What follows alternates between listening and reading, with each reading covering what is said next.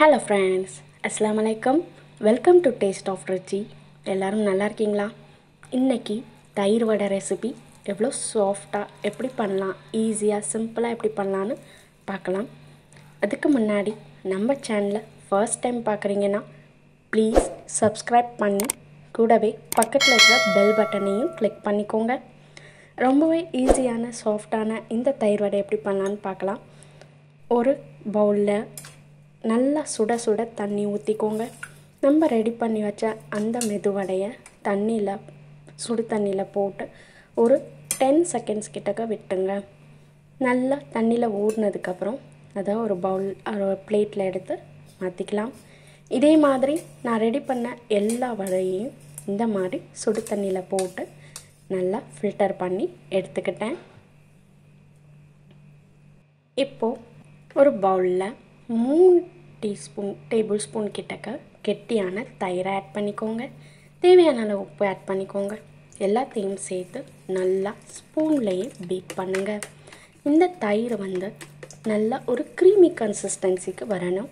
அது வரைக்கும் நல்லா இதே மாதிரி முட்டையெல்லாம் பீட் பண்ணுற மாதிரி இதே மாதிரி பீட் பண்ணிக்கோங்க.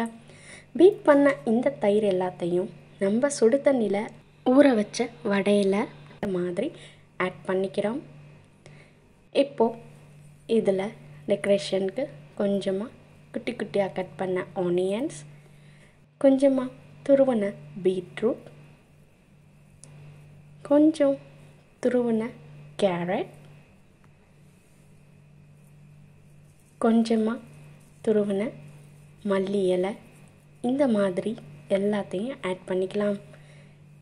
உங்களுக்கு விருப்பமான வேறு எந்த ஒரு வெஜிடபிள்ஸ் வேணாலும் நீங்கள் ஆட் பண்ணிக்கலாம். குக்கும்பர் கூட நீங்கள் ஆட் பண்ணிக்கலாம். அவ்வளோதான். ரொம்ப சிம்பிளாக, கலர்ஃபுல்லாக, டேஸ்டியாக, சாஃப்டாக நம்மளோட தயிர் வடை ரெடி ஆகிடுச்சு. எல்லோரும் கண்டிப்பாக இந்த ரெசிபியை வீட்டில் ட்ரை பண்ணி பாருங்கள். பிடிச்சிருந்தா லைக் பண்ணி கமெண்ட் பண்ணுங்கள்.